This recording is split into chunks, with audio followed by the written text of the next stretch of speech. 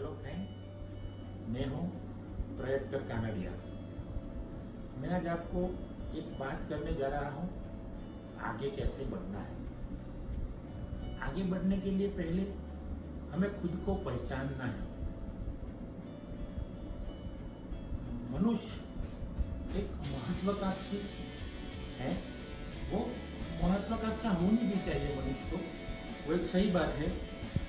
और वो बात को हमें स्वीकारना भी पड़ेगा कि मनुष्य महत्वाकांक्षी है, हम भी महत्वाकांक्षी है। कुछ करने के लिए महत्वाकांक्षा बहुत जरूरी है, लेकिन ज्यादा महत्वाकांक्षा बहुत जरूरी नहीं है। सफल होने के लिए खुद को पहचानना बहुत जरूरी है। खुद की ताकत जानना बहुत जरूरी है। एक आदमी खुद को पहचाने बिना निकला दुनिया सुधारने को लिए और झोली लेके निकल पड़ा। पहले उसने सोचा मैं सारी दुनिया को सुधार दूं, तो चल पड़ा दुनिया को सुधारने के लिए। बहुत दिन वो चला, लेकिन कोई सुधरा नहीं। इसके बाद उसने सोचा दुनिया तो नहीं सुधरी, अब मैं देश को सुधारूं। तो वो वापिस आया देश में और उसने उसका प्रयत्न चालू कर दिया देश को सुधारने के लिए। कई दिन घूमा, लेकिन देश नहीं सुधरा। बाद में उस आदमी ने सोचा अब मैं मेरे राज्य को सुधारूं, मेरे प्रांत को सुधारूं। तो प्रांत को सुधारने के लिए चल पड़ा। कई दिन घूमा, लेकिन प्रांत में कोई फेल नहीं हुआ। कोई एक ऐसा आदमी नहीं मिला कि उसकी वजह से वो सुधरा हो। फिर उसने सोचा अब मैं मेरे जिले में जाऊं और जिले वालों को सुधारूं। तो जिले में गया, बहुत घूमा, तहसील घूमा, गांव घूमा, लेकिन कोई ऐसा आदमी नहीं मिला उसे कि उसकी वजह से वो सुधरा। फिर वो सोच में पड़ गया अब मैं मेरे तहसील में जाके तहसील वाले लोगों को मैं थोड़ा सुधारने का प्रयत्न करूँ। लेकिन तहसील में भी बहुत दिन घूमा, कोई फेल नहीं हुआ, कोई फेल नहीं पड़ा। फिर उसने सोचा अब मैं मेरे गांव में जाके गांव वालों को सुधारूं। गांव में तो सब उसे पहचानते थे, गांव वाले तो कैसे मान पाएंगे कि वो आदमी हमारे साथ घुमा है, छोटा सा बच्चा था, हम इससे थोड़े सुधरेंगे। ऐसा गांव वाले लोग सोचने लगे। तो बहुत दिन रहा गांव में, एक आदमी और एक औरत भी उसकी वजह से नहीं सुधरे। फिर बाद में उसने सोचा कि मैं मेरे फैमिली को सुधारूं, लेकिन फैमिली में तो लोग कैसे सुधरेंगे। तो उसने पत्नी पर ट्राई किया, अपने बच्चों पे किया, कोई नहीं सुधरा। ये ऐसी परिस्थिति में बहुत साल निकल गए थे और उसका मरने का समय नजदीक आ गया, तो कोई सुधर नहीं पाया। फिर वो खटिया में पड़े सोच में पड़ गया अगर जो मैं खुद सुधर जाता तो सारी दुनिया सुधर जाती। और उसने मरते समय एक चिट्ठी में लिखा अगर जो मैं खुद सुधर जाता तो सारी दुनिया सुधर जाती। तो दोस्तों, मैं कहने जा रहा हूँ कि पहले हमें खुद को सुधारना है, खुद को पहचानना है, इसके बाद दूसरों की बात करें। पहले तो हम क्या कर देते हैं, हम खुद नहीं सुधरते हैं और दूसरों को सुधारने को निकल पड़ते हैं। मेरा दूसरा पॉइंट है आत्मनिरीक्षण, खुद का निरीक्षण। हम लोग खुद का निरीक्षण नहीं करते हैं और दूसरों को सुधारने को निकल पड़ते हैं। देखो, बुद्ध ने क्या किया, खुद का निरीक्षण किया। महावीर ने क्या किया, खुद का निरीक्षण किया। कई सारे लोग जो दिग्गज लोग होते हैं, जो सारे विश्व में जो बहुत प्रचलित हो जाते हैं, वो खुद का निरीक्षण करते हैं। खुद का निरीक्षण करने के बाद ही वो आगे कुछ करते हैं। और जो आत्मनिरीक्षण करने वाला लोग होते हैं वो बहुत आगे निकल जाते हैं, क्योंकि आत्मनिरीक्षण करने वाला आदमी ही जान सकता है कि मेरी खामी और खूबी क्या है। खामी दूर करके वो अपनी खूबी आजमाता है और प्रलय हो जाता है। वो प्रलय हो जाने की वजह है आत्मनिरीक्षण, खुद का निरीक्षण। मैं एक आपको छोटा सा उदाहरण देता हूँ। अभी अभी हमारे देश में कोरोना फैल रहा है, सारी दुनिया में कोरोना फैला हुआ है। इस वक्त में हमारे देश में एक फॉरेनियर आता है। फॉरेनियर को थोड़ा ईगो होता है कि हमारे देश में सब जो चीज वस्तु होती है इंडिया से ज़्यादा अच्छी है।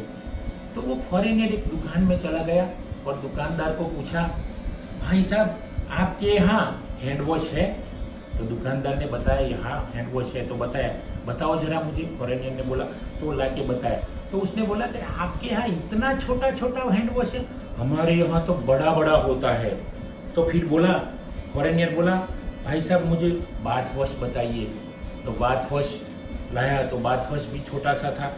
बाथ वॉश मतलब बाथ शॉप तो छोटा सा था। तो कि आपके इंडिया में इतने इतने छोटे, हमारे यहाँ तो बहुत बड़े बड़े बाथ शॉप होते हैं। फिर उसने बोला मुझे माउथ वॉश बताइए। तो माउथ वॉश भी बताया, तो छोटी सी बोतल थी। तो कि आपके इंडिया में इतनी इतनी छोटी माउथ वॉश होती है, हमारे देश में तो बहुत बड़ा माउथ वॉश होता है। फिर उसने बोला मुझे इंडिया का मास्क बताओ। तो हमारा मास्क भी देसी कापड़ में से, सुतराउ कापड़ में से बना हुआ था, छोटा सा था। तो उसने देख के बोला फॉरेनियर, आपके इंडिया में इतने छोटे छोटे ऐसे मास्क होते हैं, हमारे यहाँ तो बहुत बड़े होते हैं। वो दुकानदार और फॉरेनियर की बात चल रही थी। तब वो सेल्समैन, दुकानदार के जो अंडर में काम करता था, वो सेल्समैन वो फॉरेनियर और उसकी सेठ की बात को देख के वो सोच रहा था कि उसको कुछ पाठ पढ़ाना पड़ेगा, लेसन देना पड़ेगा उसको। तो लास्ट में फॉरेनियर ने बोला कि आप मुझे आपके इंडिया का सैनिटाइजर बताइए।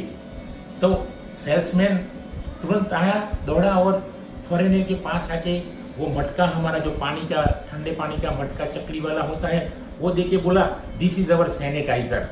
तो वो अचरज में पड़ गया फॉरेनियर और बोला, ओहो आपके इंडिया में इतने इतने बड़े सैनिटाइजर होते हैं, हमारे तो इतने छोटे छोटे होते हैं। तो उसको अपने खुद की पहचान हो गई और वो सेल्समैन ने उसको लेसन दिया। तो मैं ये कहने को जा रहा हूँ, खुद का हम आत्मनिरीक्षण नहीं करते हैं और दूसरे की पंचायत में हम पड़ जाते हैं। हम ईगो रखते हैं कि मैं बड़ा हूँ और वो छोटा है। ऐसी बात नहीं है। खुद का निरीक्षण करो तो हमें पता चल जाएगा कि दूसरा आदमी हमसे भी कितना ऊंचा है, हमसे भी कितना अच्छा है, वो हमें पता चल जाएगा। तो आत्मनिरीक्षण करने की बात ये बहुत जरूरी है जीवन में। मेरा अगला पॉइंट है सतत प्रयत्नवान रहना। हमें भगवान ने हमें सब पार्ट्स दिए, हमें ऑर्गन्स दिए हैं, तो हमें उसको पूरी तरह से यूज करना है। हमें आजीवन प्रयत्नवान रहना है, उम्र की फिक्र नहीं करने की है। आप देखो, जो हमारी सतत प्रयत्न की जो खूबी है, वही नन्ही खूबी हमें बहुत आगे ले जाती है। अमिताभ जी को देखो, आज बहुत बड़े महानायक बन गए हैं। तो उन्होंने अपने आप को पहचान लिया, अपने आप को पहचान के वो प्रयत्न करते रहे और प्रयत्न करते करते आज वो एक महानायक बन गए। प्रयत्न में इतनी ताकत होती है, प्रयत्न से हम छोटा सा काम भी बड़ा बना देते हैं, वही प्रयत्न का फल होता है। मैं आगे आपको एक बात करने जा रहा हूं, खुद के साथ बात करो। ज्यादातर लोग होते हैं वो दूसरों के साथ बात करने में लगे रहते हैं और कम लोग ऐसे हैं जो खुद के साथ बात करते हैं। और जो खुद के साथ जिसने बात की वो बहुत आगे निकल जाता है। जैसे हम कलाम जी को देखें, डॉक्टर कलाम जी का मानना था कि अकेले जीना सीख लो, कौन कब हमें छोड़ के चला जाएगा वो हमें पता नहीं है, इसलिए अकेले जीना सीख लो।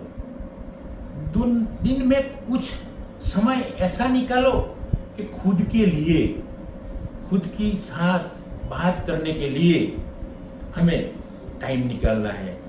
खुद की अच्छाइयों को खोजना है, खुद की बुराइयों को खोजना है और बुराइयों को खोज के डस्टबिन में डालना है। अच्छाई खुद की सफलता के लिए बहुत काम आती है और दूसरों के लिए भी बहुत काम आती है, और बुराई जो होती है वो किसी को काम में नहीं आती है। डॉक्टर कलाम का ऐसा ही मानना था, इसलिए तो वो बहुत बड़े वैज्ञानिक बन गए। खुद के साथ बात करने से खुद का हृदय पवित्र हो जाता है। खुद के साथ बात करने वाला फिल्टर हमारी बुराइयों को बाहर निकाल फेंकता है और नीचे अच्छाइयां रह जाती है। वो हमारी प्रगति के लिए बहुत काम में आती है, देश और दुनिया के लिए भी बहुत काम में आती है। खुद के साथ बात करने वाला ध्यान भी अच्छी तरह से कर लेता है।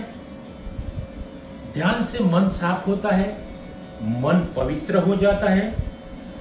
पवित्र मन वाले लोग निस्वार्थी हो जाते हैं।